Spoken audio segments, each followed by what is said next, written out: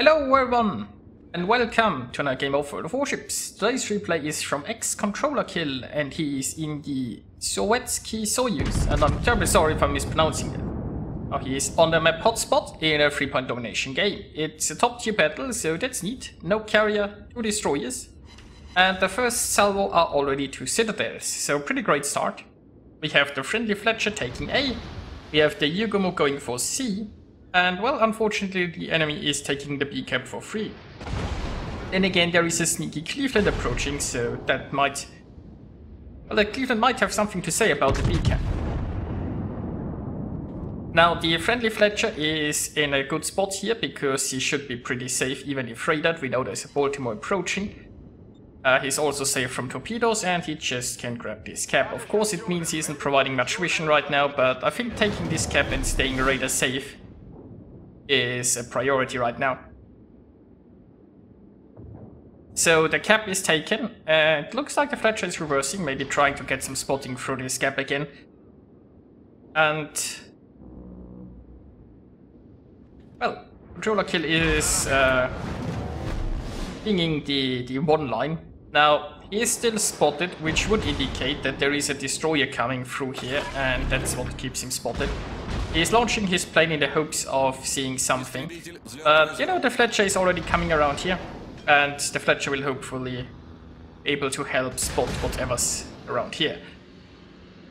Now, one of the biggest problems the Fletchers will have is the Baltimore. If the Fletcher is too close to that big island, he is probably in Baltimore radar range, and that won't end so well.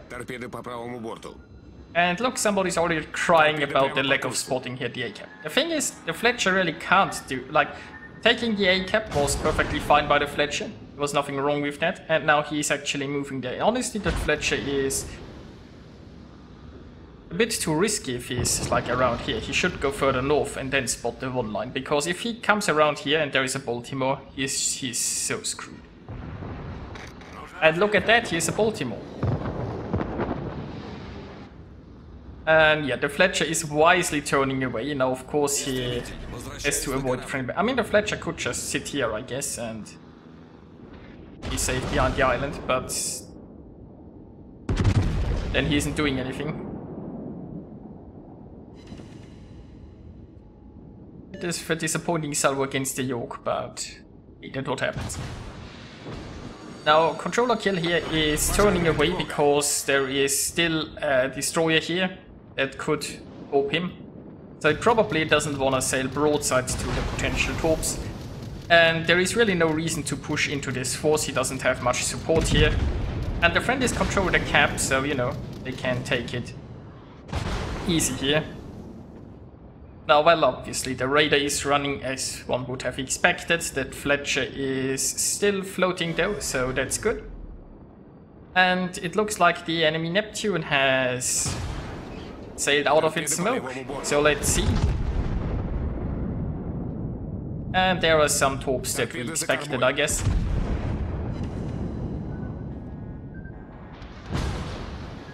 I'm not sure why the Fletcher here made a smoke screen. Doesn't seem to be much use to it, but okay. Now, what the Fletcher might be doing here is going to try to find the enemy Yugumo, but unless he has RPF, he probably will have trouble to pinpoint exactly where the DD has gone. No, the Fletcher's not useless. Let's be real here. The Fletcher took the A-cap, which is already a great thing. And then he went actually towards the 1-2 line. But there's a Baltimore, right? He can't sail into Baltimore. If he wants to spot behind... I mean, he can't see through this island. If he wants to spot those ships, he has to go pretty far south. That means he's in Baltimore radar range, and that means he's dead. You can't expect that guy to just suicide for no reason and blame him. Like, I mean, if he's dead, he can't spot either, so, you know.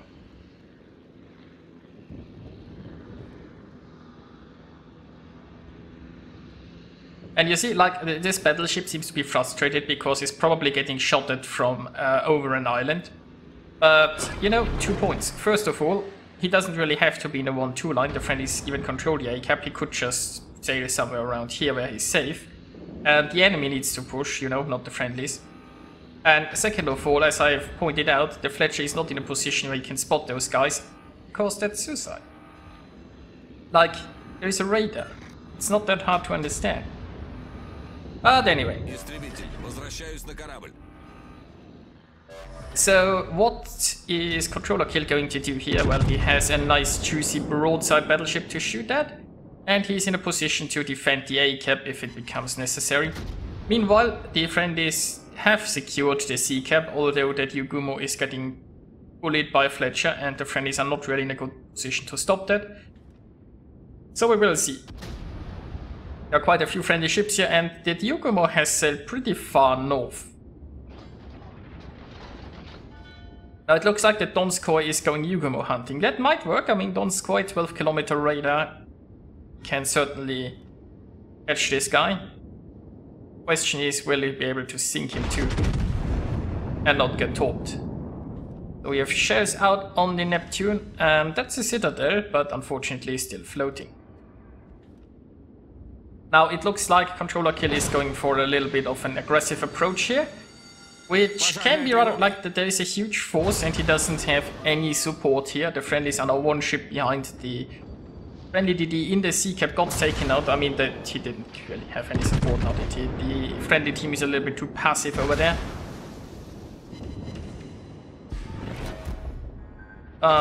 Jersey. Now obviously Russian battleships are known for being great brawlers, so you know, XControllerkill is going to brawl now.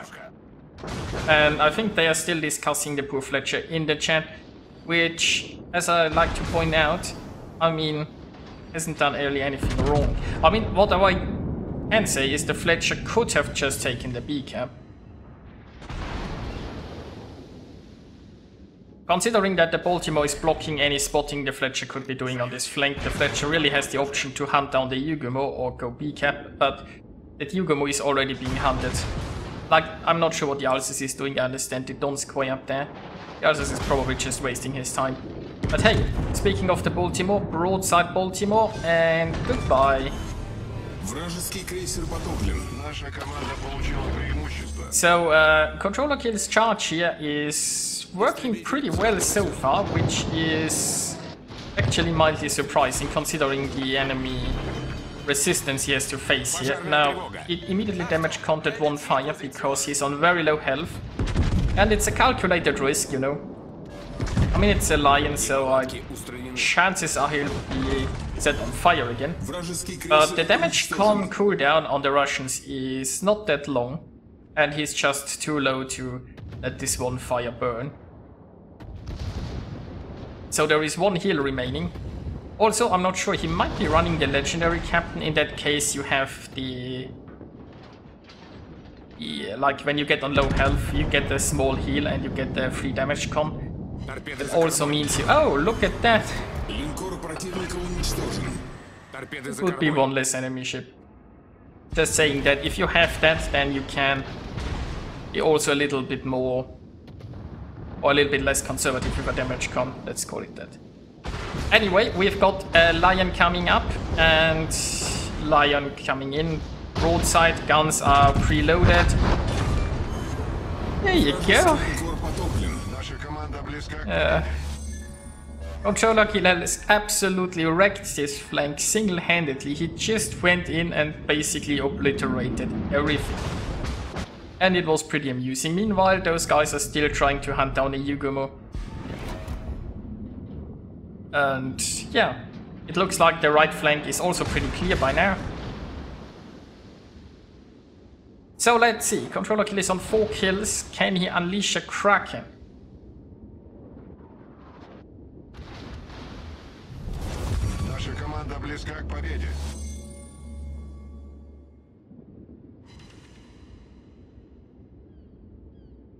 Well, I mean, it's a decent salvo, but Neptune is still floating.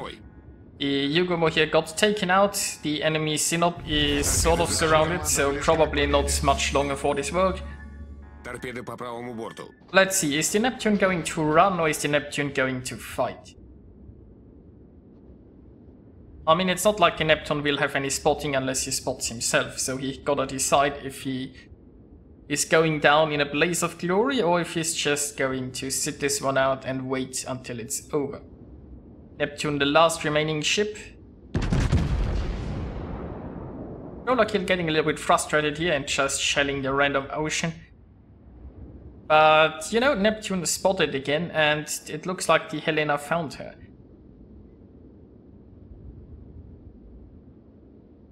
So let's see, guns are almost reloaded. Neptune is broadside. Can we get the Kraken?